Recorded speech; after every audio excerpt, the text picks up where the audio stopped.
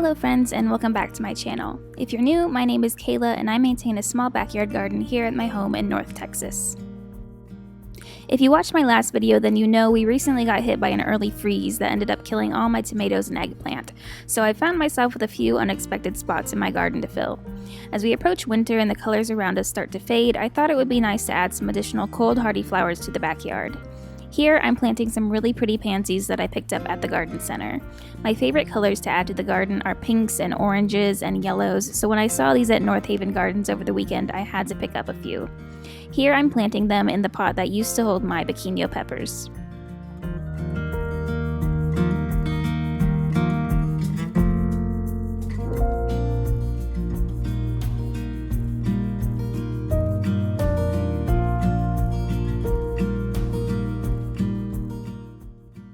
These are actually the same variety as some of the ones I started from seed. Those still have quite a ways to go, but they have germinated and are starting to get bigger, just very, very slowly.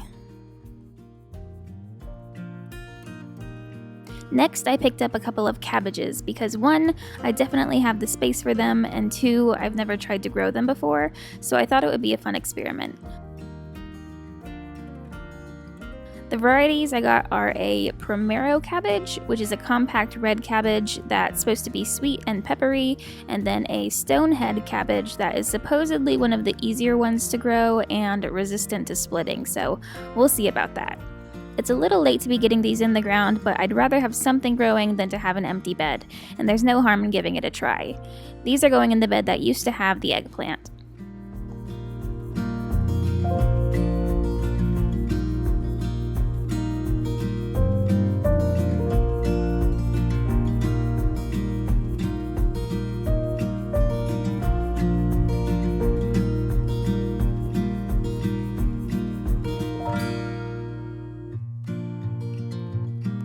Here I'm just planting a couple more pansies. These are the Antique Shades variety, which is one of the ones that I started from seed.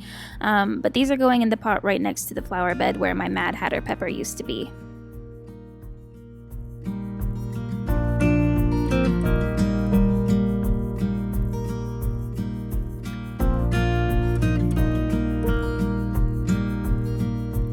And then I wasn't going to get anything else, but I drove past H-E-B on the way home and they were having a sale on Snapdragons and I just couldn't resist.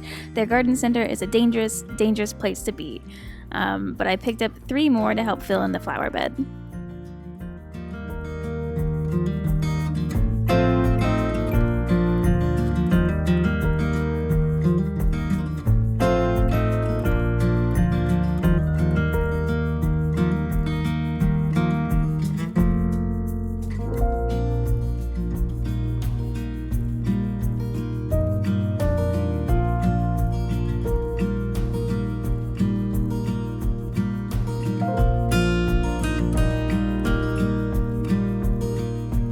My last task outside was to plant some Fava Beans as a nitrogen-fixing cover crop in these pots where my sweet potato vine was, and then also along the trellis in my tomato bed. I'm just planting these as a cover crop for now, and to add some more life to the garden, but I think I might try growing these for the beans in the spring because they look really fun to eat. I like really big beans, like butter beans or lima beans, and I'm going to be trying to grow some of those next year too.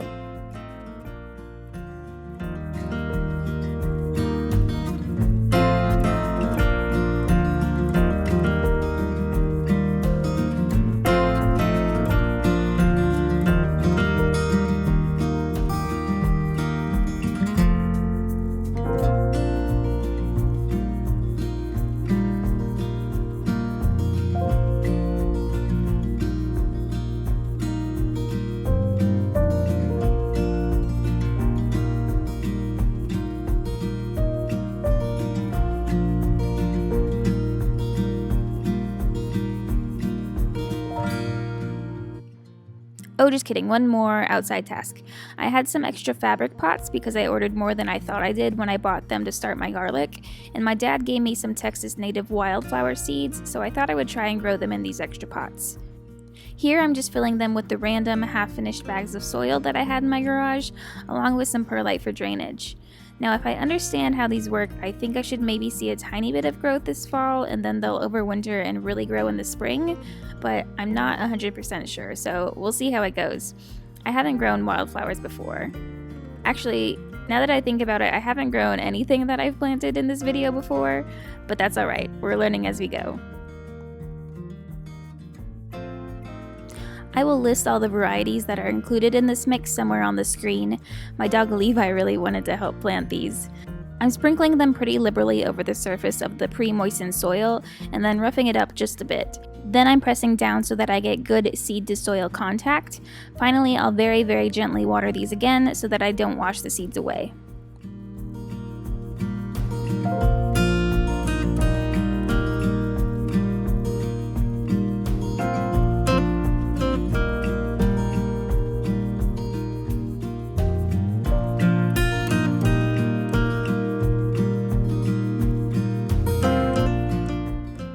Back inside, I decided to start a second round of cold hardy vegetables and flowers just in case I have some empty spots and the weather wants to cooperate. These are all the varieties I'm planting, so 2 types of kale, some spinach, arugula, some free lettuce I got from Baker Creek, and then for the flowers I have scabiosa, straw flowers, dianthus, and Snapdragons. This is the first time I've seen scabiosa seeds, and they look like the little birdies from that game, Badman.